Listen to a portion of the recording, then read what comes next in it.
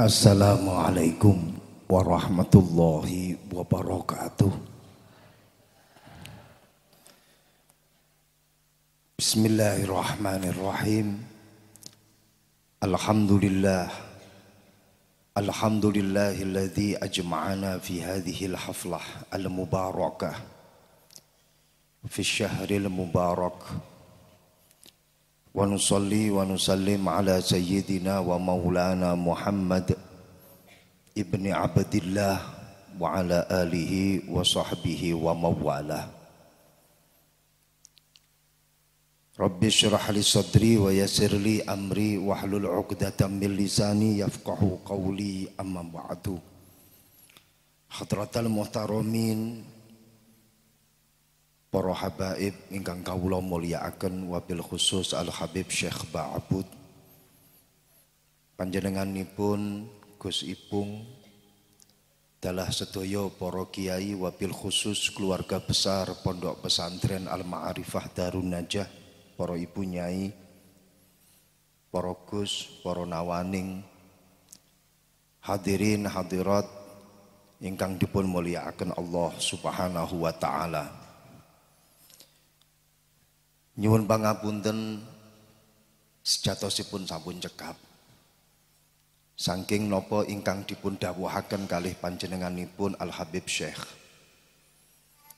Menawi kula tambah matur niki mengke dados tambahipun bumbu ingkang ngrusak raos napa ingkang sampun dipun sampaiaken dening panjenenganipun Habib Syekh.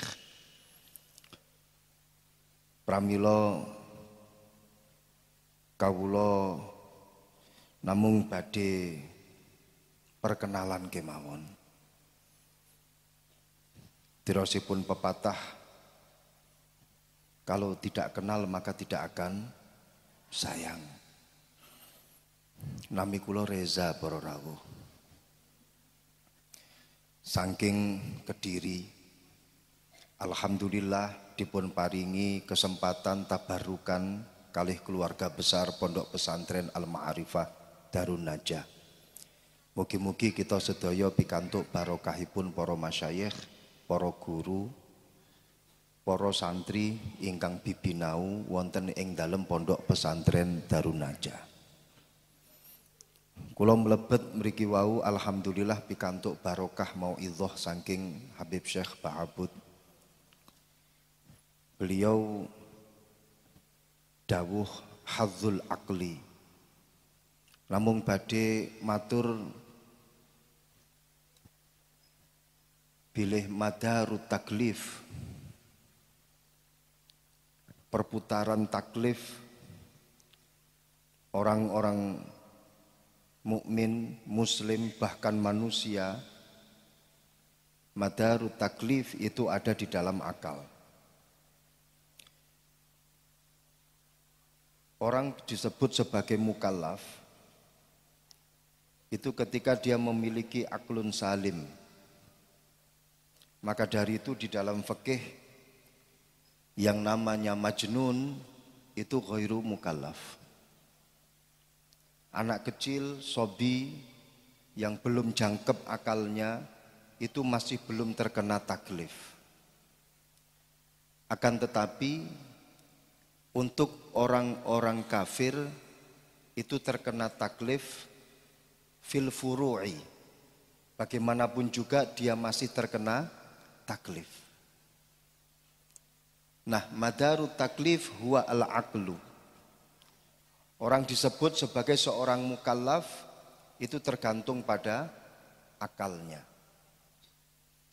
Tidak hanya sekedar masalah taklif, akan tetapi likulli fadilatin ussa walikulli adabin yambu'a. Setiap keutamaan itu pasti ada dasarnya, dan setiap adab itu pasti ada sumbernya. Wa usul fadail wa yambu'ul adab huwa al-aqlu. Dasar daripada fadilah atau keutamaan seseorang itu letaknya pada akalnya. Wa yambu'ul adab huwa al-aqlu. Sumber daripada adab itu juga akal. Jadi mulai dari taklif, adab sampai pada fadilah semuanya yarji'u ilal akli. Saged dipahami? Fahimtum? Yang pertama madarut taklif al-aklu. Usul fadilah al-aklu. Wa yambu'ul adab al-aklu. Sehingga mulai dari taklif, adab sampai pada fadilah semuanya yarji'u ilal akli. Kembali kepada akal. Maka dari itu segala sesuatu ini rumus ekonomi. Kullu syai' idza kasura rakhisa. Wa idza qalla ghala. Dalam rumus ekonomi, segala sesuatu yang banyak melimpah pasti harganya murah. Di Trenggalek sekarang musim duren. Leres nggih? Duren di mana-mana bisa kita dapatkan bahkan dengan harga 5.000 perak. 7.000, kadang beli 15.000 dapat 3. Kadang kalau sudah mau expired dikasihkan ke orang-orang. Musim duren melimpah, murah. Ini kalau kasura rohiso sudah menjadi rumus daripada ilmu ekonomi. Tapi kullu syai', segala sesuatu ketika sedikit stoknya pasti akan menjadi murah. Kalau panjenengan di musim duren ini mau mencari rambutan, panjenengan harus pergi ke mall. Dan itu rambutan dibungkus dengan bagus, harganya mahal sekali. Kalau dikalkulasi bisa-bisa satu buah itu harganya 5.000. Sehingga di musim durian panjenengan cari rambutan, satu buah rambutan harganya sama dengan satu buah durian. Ini kalau perkara yang sedikit panjenengan cari, harganya pasti akan mahal. Ini sudah menjadi rumus ekonomi di dunia semacam ini semuanya. Kecuali apa? Illal akla, kecuali akal. Karena ketika seseorang itu memiliki akal yang banyak, semakin mahal harganya. Tapi kalau orang itu memiliki akal yang sedikit, murah, didiskon, enggak payu-payu. Alhamdulillah, insya Allah para wisudawan, para wisudawati, para mutakharrijin, para mutakharrijat dari pondok pesantren Al-Ma'rifah Darun Najah, akalnya banyak, akalnya tinggi, ilmunya tinggi, harganya pun juga pasti akan mahal. Dan pasti dicari oleh banyak orang. Dan segera mendapatkan jodohnya. Itu intinya. Tidak murah dan juga tidak murahan. Tidak perlu didiskon, semua anak tetangga pasti akan antri untuk menjadi pendamping kalian. Alhamdulillah. Jadi semuanya kembali kepada akal. Dan ini betul. Ini betul. Setiap mertua itu pasti mencari menantu yang akalnya komplit. Survei membuktikan, nggak usah disurvei, akal pun juga pasti akan menjawab heeh. Yang namanya mertua pasti akan mencari menantu yang akalnya salim, akalnya yang selamat. Nah pertanyaannya sekarang, bagaimana kita memberikan satu destinasi yang tepat untuk kemana langkah akal kita ini berjalan. Kemana akal kita ini kita arahkan. Destinasinya bagaimana? Ini kembali kepada hadzul akli yang tadi disampaikan oleh beliau guru kita. Masya Allah, semoga beliau diberikan umur panjang, bisa mendampingi kita, dan beliau insya Allah diberi kesehatan dan bisa hidup sampai hari kiamat. Amin. Maksudnya umur panjang tapi dimubalaghahkan. Masya Allah.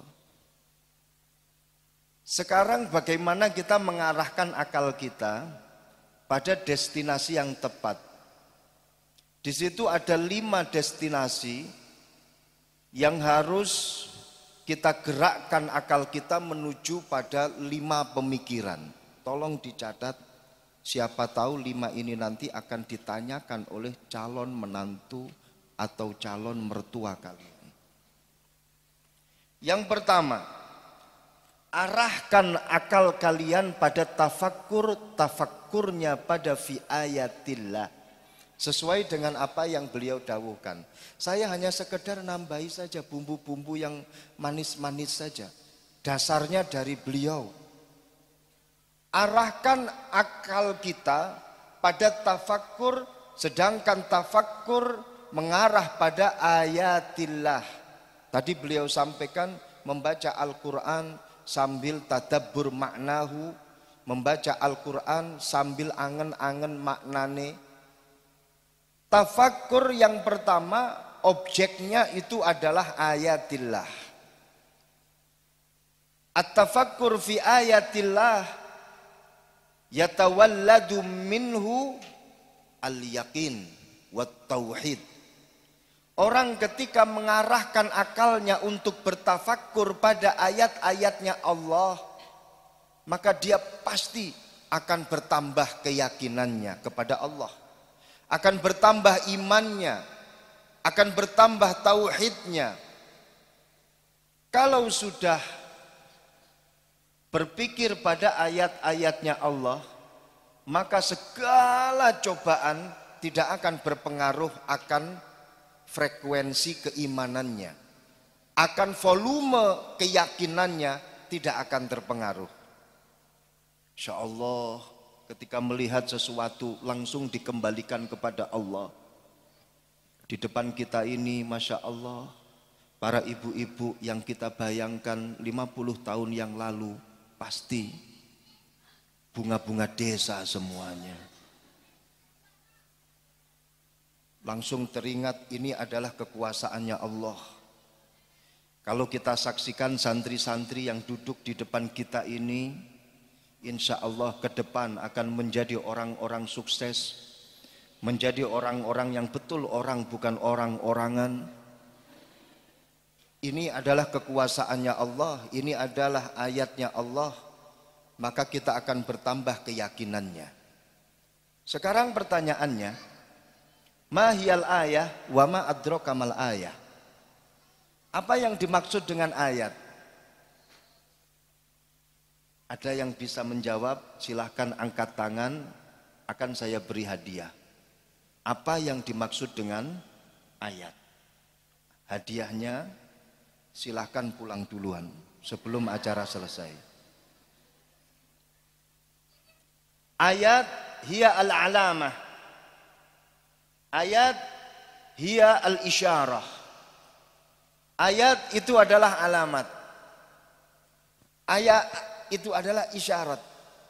Sehingga orang kalau punya ayat berarti dia bisa mengarah pada langkah yang tepat, pada destinasi dan tujuan yang tepat. Itu ayat. Makanya di dalam Al-Quran itu ada ayat sekian, ayat sekian, ayat sekian, itu menjadi alamat. Dari satu surat ayatnya sekian itu adalah alamat. Dan ayat yang dimaksud di dalam tafakkur di sini itu adalah sesuatu yang mengarahkan kalian pada keyakinan iman kepada Allah. Makanya yang dimaksud dengan ayat banyak sekali, termasuk diantaranya adalah pernikahan. Wa min ayatihi an khalaqalakum min anfusikum azwaja litaskunu ilaiha al-ayah. Wa min ayatihi, pernikahan itu adalah ayat. Sehingga orang kalau sudah menikah itu jelas langkahnya. Orang kalau sudah menikah itu lebih pasti langkahnya menuju pada destinasi. Orang kalau sudah menikah pasti lebih baik. Kalau ada orang sudah menikah tapi kok tambah jelek, berarti dia punya alamat palsu. Ayatnya bukan ayat cinta, tapi ayatnya ayat setan. Dia punya alamat bukan alamat yang asli, tapi dia punya alamat yang palsu. Kalau sudah tafakkur pada ayat-ayatnya Allah, maka dia akan tambah keyakinannya seperti yang terjadi pada Syekh Abdul Qadir Al-Jilani radhiyallahu anhu. Syekh Abdul Qadir, cerita ini masyhur dan ditulis di dalam manaqib Syekh Abdul Qadir Al-Jilani. Suatu ketika Syekh Abdul Qadir Al-Jilani didatangi oleh satu cahaya yang begitu mempesona. Satu cahaya yang begitu terang. Cahaya tersebut kemudian mengeluarkan satu kata-kata. Ya Abdul Qadir, ana rabbuka. Muncul dari cahaya itu suara mengatakan, ana rabbuka. Aku adalah Tuhanmu wahai Abdul Qadir. Abahtu lakal muharramat. Aku berbolehkan untukmu melakukan kabeh perkara sing haram lakonono tak mubahno kabeh. Aku adalah Tuhanmu, aku halalkan kepadamu semua perbuatan, bahkan perbuatan yang haram. Ini kira-kira lek sampean bengi-bengi ono cahaya metu terus langsung mengatakan, wahai tukiem santri Al-Ma'rifah Darun Najah, wis ora usah ngaji-ngajian, ora usah melok peraturan pondok, tak jamin awakmu dadi wong wedok sing solehah. Kira-kira sampean arepe piye? Hah? Boyong apa ora? Selesai permasalahan. Tapi tidak, Abdul Qadir ketika mendapatkan suara tersebut, abahtu lakal muharramat, aku perbolehkan kepadamu segala sesuatu perkara yang haram, rapopo mbok lakoni. Ana rabbuka, aku adalah pangeranmu. Tapi apa jawab Syekh Abdul Qadir Al-Jilani? Ighsya ya la'in, pergi kamu wahai setan yang terlaknat. Ighsya anta ya la'in, pergi kamu. Kemudian ditanya, ya Abdul Qadir, kamu tahu dari mana kalau itu syaitan? Padahal dia, cahaya itu mengaku kalau dia itu adalah Tuhanmu. Terus kamu tahu dari mana? Dijawab oleh Abdul Qadir Al-Jilani, innallaha la ya'muru bil fakhsya. Allah Subhanahu wa taala tidak akan pernah memerintahkan perkara yang keji, perkara yang hina. Ra mungkin pangeran kuwi ngutus nglakoni perkara sing haram. Ora mungkin. Itu pasti setan. Yakinnya kuat. Kalau kalian sudah tafakkur fi ayatillah, segala macam godaan dari Ninja 250 cc gak ngefek. Godaan RX King gak ngefek. CB gak ngefek. Muncaan orang Madura kula pakun tak bubah. Tetap istiqomah pada iman kepada Allah, yakin kepada Allah. Kalau kamu mau kepadaku, silahkan datang ke rumahku. Aku adalah wanita yang istimewa. Tidak bisa dipermainkan dengan harta semata. tapi aku butuh sejatinya cinta. Insya Allah. Lanjut napa mboten sik wonten papat niki? Lanjut. Yang kedua at-tafakkur fi ala illah. Destinasi yang kedua kemana akal kita harus kita arahkan. At-tafakkur fi ala illah. Yaitu tafakkur tentang kenikmatan Allah. Betapa Allah memberikan kenikmatan kepada kita yang luar biasa. Alhamdulillah dipun paringi sehat. Alhamdulillah dipun paringi khatam Quran. Alhamdulillah dipun paringi ilmu. Alhamdulillah saged pinanggih kalih para ulama. Alhamdulillah dipun paringi nikmat iman, nikmat Islam. Kita kemudian berpikir, ya Allah, Kau maha pemberi nikmat kepada hambamu ya Allah. Maka yatawalladu minhu al-mahabbah. Akan muncul rasa cinta kepada Allah. Akan terpompa rasa cintanya kepada Allah. Karena Allah memberi kenikmatan kepada kita. Itu natural manusia. Manusiawi. Karena yang namanya manusia itu adalah abdul ihsan.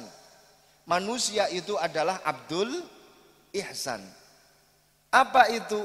Manusia itu adalah hambanya kebaikan yang diberikan oleh seseorang kepadanya. Semakin banyak dia memberikan kebaikan kepada kita, geletak awake dhewe. Nggih napa mboten? Sampeyan nduk, saben dina dikirimi pulsa karo samuan. Tahu samuan? Setiap hari 50.000. Terus sampai 7 hari. Pas 7 harinya dia datang ke rumahmu, bilang kepadamu, mau nggak kamu jadi pendampingku? Jawabannya gimana? Ayo, jujur. Pasti aku akan setia bersamamu. Pasti begitu. Setiap hari kau diberi sembako, beras sak kintal, esoknya 2 kintal, esoknya gula sak kintal, esoknya minyak 3 drim. 1 minggu jangkep sembako, ngumpul di rumah panjenengan. Setelah itu someone ini datang kepadamu, datang kepada orang tuamu. Bu, saya ingin putri panjenengan menjadi pendamping saya. Kira-kira panjenengan ridho napa mboten? Monggo le, monggo. Pasti. Karena al-insan abdul ihsan. Siapa yang paling memberi kebaikan kepada kita? Paling banyak kebaikan yang telah diberikan oleh seseorang kepada kita. Siapakah someone tersebut? Jawabannya hanya satu. Nabi Yuna Muhammad sallallahu alaihi wasallam. Yang paling banyak memberikan kebaikan kepada kita. Tiada banding, tiada tanding. Wong kok ngene kok dibanding. Saing. Yo apal pisan sampean, Masya Allah luar biasa. Qur'ane apal. Lagune Farel yo apal. Milenial banget. Tidak ada yang melebihi Rasulullah sallallahu alaihi wasallam dalam memberikan kebaikannya kepada kita, bahkan wong tuwane awake dhewe. Awake dhewe selalu mengatakan cinta pertamaku adalah orang tuaku. Dia yang melahirkan aku, dia sing ngomong aku, dia yang selalu memperhatikan aku. Ketika banyak orang tidak memperhatikan aku, orang tuaku selalu memperhatikan aku. Sampai tuwek wong tuwa sik kelingan, anakku mangan apa? Nggih napa mboten, Bu? Walaupun toh wis dadi bojone wong, jenengan sik mikirene napa mboten? Nggih napa mboten? Piye nasibe anakku di perantauan sana, bagaimana nasibnya anakku? Wong tuwa ora bakal lali karo anak. Walaupun toh anake wis dipek karo anake tangga, tapi wong tuwa tetep mikirno sampean. Elingo. Paling memberikan paling banyak kebagusan kepada kita orang tua. Tapi nyuwun sewu Bu, lek dibandingno karo Kanjeng Nabi, renek apa-apane. Buktine nopo? Besok tenggone padang mahsyar semuanya lupa. Karo wong tuane dhewe lali, karo anake ya lali. Kanjeng Nabi dawuh, besok tenggone padang mahsyar wong padha kumpul dalam satu oro-oro, semuanya dalam keadaan telanjang. Satu sahabat rodok mesem, enake iso delok-delokan. Sampai takon, Kanjeng Nabi, berarti nanti kita bisa lihat-lihatan dong. Mbok menawa saya ada rasa penasaran dengan si dia. Bentuke kaya apa toh? Sing sijine ya takon, gedine sak pira to? Berarti engko ketika di padang mahsyar kebuka semuanya, kita bisa saling lirik-lirikan. Jawabe Kanjeng Nabi, perkorone luwih dahsyat daripada pikiranmu sing ngeres. Semua manusia ketika di padang mahsyar hanya berpikir nasibku piye, nang ngarep surga karo neraka. Aku surga utawa neraka, pikirane kuwi tok. Lali karo pinggire sapa, lali karo pinggire bentuke kaya apa, lali karo ngarepe iki modele piye. Yang di depan itu hanya surga dan neraka, terus nasibku iki piye. Ora enek pikiran ngeres ketika di padang mahsyar. Bahkan yang namanya anak lupa dengan orang tuanya karena pikirannya nafsi-nafsi. Wong tua lali karo anake, pikirane ya cuman kuwi mau, aku surga utawa neraka. Ketika manusia semuanya lupa, hanya memikirkan pada nasib dirinya sendiri, tapi Kanjeng Nabi mboten. Kanjeng Nabi niku sampai pintune surga niki gak ditutup-tutup. Padahal kabeh nabi niku padha ngenteni. Pintu surga gak ditutup-tutup. Gusti Allah niku tanglet. Kat pintune gak ora mbok tutup iki piye to, Kat? Tesih setunggal Gusti Allah. Nabine jenengan sing dereng niki, dereng kempal teng mriki. Lah endi sapa kuwi? Kanjeng Nabi Muhammad. Lho saiki nang ndi? Tesih ngendangi nyambangi umat-umate. Satu persatu dipun sambangi karo Kanjeng Nabi. Pak Ijah, piye nduk awakmu nduk? Nasibe nduk. Awakmu wedi apa ora nduk? Khawatir apa ora nduk? Atimu piye nduk? Kanjeng Nabi kula rada khawatir Kanjeng Nabi tengajeng surga kalih neraka. Kula sing pundi Kanjeng Nabi? Rasa khawatir, I am with you nduk. Tukiem wonten apa mboten mriki sing jenenge tukiem? Mboten nggih, alhamdulillah.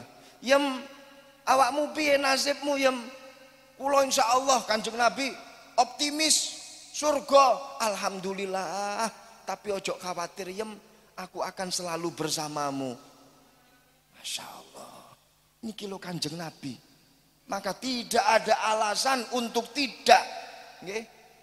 Tidak ada alasan untuk tidak mencintai Kanjeng Nabi. Wajib hukumnya mencintai Kanjeng Nabi. Baik itu syar'an ataupun adatan, bahkan urfan. Ora enek alasan untuk tidak mencintai Kanjeng Nabi. Baik itu secara syariat jelas, ataupun secara adatan wa urfan. Karena tidak ada orang yang memberi kebaikan kepada kita yang lebih besar melebihi kebaikan Kanjeng Nabi Muhammad sallallahu alaihi wasallam. Pun. Jadi ketika kita tafakur tentang kenikmatan yang diberikan oleh Allah, maka akan tambah rasa mahabbah kita kepada Allah. Yang ketiga, at-tafakkur fi wa'dillah, yaitu tafakkur tentang janji-janji Allah yang telah diberikan kepada kita. Lek apal Quran, insya Allah surga balesane. Lek maca Quran, insya Allah diceluk karo surga. Lek dadi wong wedok sing salehah, surga engko ganjarane. ketika berpikir tentang janji-janji yang akan diberikan oleh Allah apa ganjarane, maka yang terjadi dalam diri kita muncul satu sifat ar-raghbah, yatawalladu minhu ar-raghbah, yaitu rasa semangat dalam beribadah kepada Allah, semangat belajari. Nggih sami kados jenengan, yuk sing hafal Quran tak jodohne karo Gusit Darun Najah semisal. Sing paling apik dhewe wacanane, sing paling cepet dhewe apalane, tak pek mantu semisal Gusipun dawuh kados ngoten niku. Jenengan langsung lek iso seminggu hafal Quran. Lek iso dikejar sebisanya. Karena apa? Janji-janjinya ini luar biasa. Lu padha. Makanya rumiyin niku ketika ada seorang laki-laki, dia itu di dalam pikirannya, aku lek salat nanggone masjid 17 ganjarane. Tambane 17. Akhirnya orang ini berkali-kali datang ke masjid walaupun toh berkali-kali mendapatkan cobaan. Pemberangkatan yang pertama dia dari rumah menuju ke masjid nggak berhasil. Krono digodhog karo setan, diciprati banyu, kenek najis, kelambine balik nang omah. Ganti kelambi tanpa patah semangat berangkat maneh.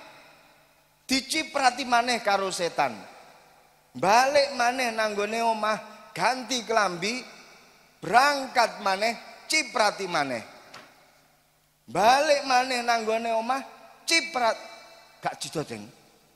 Setane mikir, akhirnya karo setan gak sido diciprati, arepe diciprati ora sido, malah diterke karo setan sampai mlebu masjid. Ini termasuk perkara yang baru yang dilakukan oleh setan. Menurut setan news, informasi setan, yang akhirnya ini menjadi kontroversial di lingkungan alam syaitan. Sebagian dari setan ada yang komplain, kenapa kau antar ke masjid? Bukankah kita ini sudah sepakat ganggu selawase urip? Lah kok iki awakmu ngenter nanggone masjid iki karepe piye? Dijawab kali setan yang mendampingi orang masuk ke masjid tadi itu, ngene lho kronologi nih. Jadi ketika awal saya itu nyiprati banyu najis dan dia kembali, terus kemudian balik lagi nanggone masjid, dosane sak keluarga disepuro karo Gusti Allah. Yang kedua, tak ciprati dhek sik tetep balik, dosane wong sak desa disepuro karo Gusti Allah. Balik maneh jukuk klambi anyar, berangkat maneh nanggone masjid, ketika tak ciprati dosane wong sak kutha Trenggalek disepuro karo Gusti Allah. Lek ping 4 sak Indonesia sepuro kabeh iki engko. Apa maneh sampai ping 5 sak donya disepuro kabeh karo pangeran. Rugi awake dhewe hitung-hitungan bisnis dosa. Makane sampai segini saja aku ciprati dia. Ojo sampai sak Indonesia iki disepuro karo Gusti Allah. Makanya cukup sak mene wae. Itu apa yang ada di dalam dirinya, ar-raghbah wal himmah. Makanya ayo awake dhewe niku nggih kudu iso mikir ini ke depan nanti ganjarane apa. Yo enek bener e. Makanya lek tenggone tasawuf ada 2 sifat yang dimiliki oleh para aulia. Yang pertama al-khauf, yang kedua ar-roja. Al-khauf wedi karo Gusti Allah, ar-roja niku artosipun ngarep-ngarep kalih pahalane ridhone Gusti Allah. Yo enek pentinge sing jenenge ar-roja, ngarep-ngarep ridhone karo pahala saking Gusti Allah. Karena itu untuk menyemangati. Pun sing nomor piro niki? Mboten sekawan. Nomor sekawan. At-tafakkur fi wa'idillah. Berpikir menggerakkan akal kita tentang ancaman-ancaman dari Allah bagi mereka yang melanggar peraturan Allah.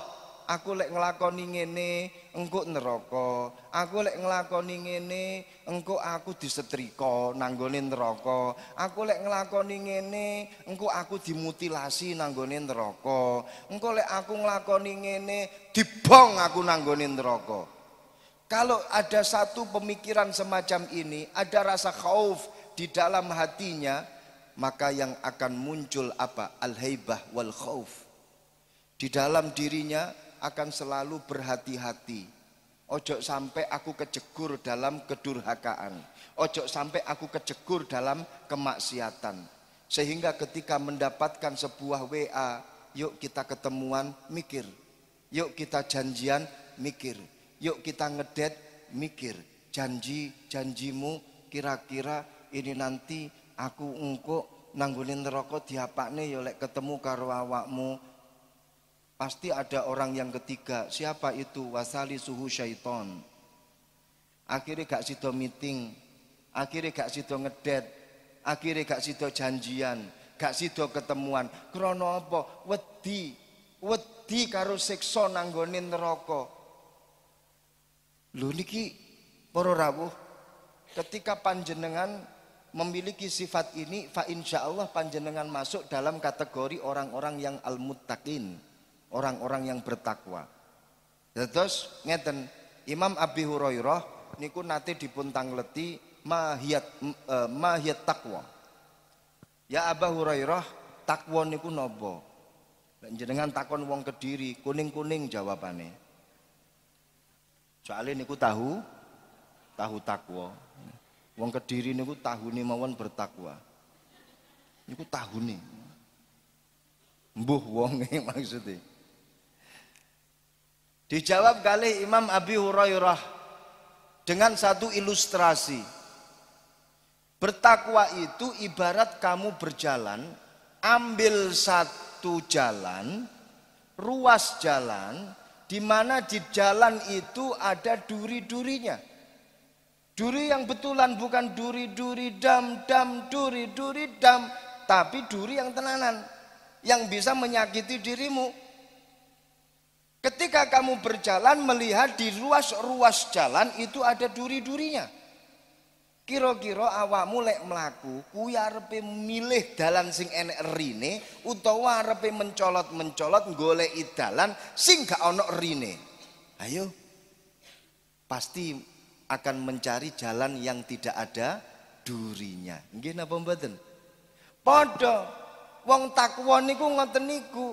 Ketika dia menjalani kehidupannya, dia akan memilih kehidupan yang mana tidak ada efek depan. Artinya tidak ada satu ancaman dari Allah. Engko lek awakmu nglakoni perkara kuwi disiksa nanggone neraka. Dia akan berhati-hati ketika menjalani roda kehidupan.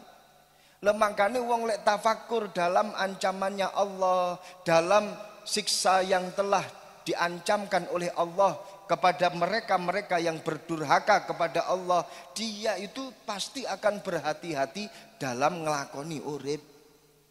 Terus sing nomor terakhir, ini terakhir ini nggih. At-tafakkur fi nuqsani nafsi wa ihsanillahi ta'ala lahu. Ketika dia berpikir tentang kekurangan dirinya, berpikir bagaimana Allah memberikan kebaikan kepada dirinya, maka yang terjadi ini adalah muncul satu sifat al-haya, isin. Wong niku lek ngerasa dirinya itu kurang lengkap, kurang sempurna, maka dia akan merasa ada sifat malu. Tapi malunya kepada siapa? Malunya kepada Allah. Sing dimaksud nuqsanu nafsi ini dalam tingkah ibadahnya, dalam tingkah taatnya, takorubnya kepada Allah. Ya Allah, aku lo maca Quran pas dinggo setoran tok. Dia merasa kurang. Aku maca Quran iki lho cuman dinggo kegiatan apa sih? Dinggo kegiatan setoran. Aku ngapal ke alfiyah hanya untuk apa? Dinggo setoran. Aku lo sholat sregepe pas cuman Ramadan. Aku lo ngibadah sregepe pas ketok wong tuwa tok. Merasa dirinya kurang. Maka akan muncul di dalam dirinya rasa isin. Isin arepe memunculkan dirinya koyok yo iki lo aku sing ahli ibadah, padahal takorupe ibadah yang deledek. Iki lo aku sing ahli taat, dia introspeksi diri padahal nggak begitu banget taatnya, tapi dia mengunggulkan dirinya, maka akan muncul rasa isin. Maka introspeksi dirilah, sepiro sih awake dhewe iki. Ibadahnya sepiro, taate sepiro. Introspeksi diri, maka yang akan muncul rasa isin. Pun para rawuh jangkep gangsal niki. Mugi-mugi mboten ngrusak napa sing dipun dawuhaken kalih beliau Habib Syekh. Namung nambahi sekedhik kemawon, kula namung ngucapaken selamat tahniah datang para lulusan, baik itu yang Al-Quran bil Ghaib, Al-Quran bin Nazar, utawi Alfiyah Ibnu Malik, ugi kitab-kitab lintunipun, mugi-mugi ndadosaken manfaat berkah maslahah kagem panjenengan sedaya. Nyuwun pangapunten ingkang kathah, wal afu minkum. Assalamualaikum warahmatullahi wabarakatuh.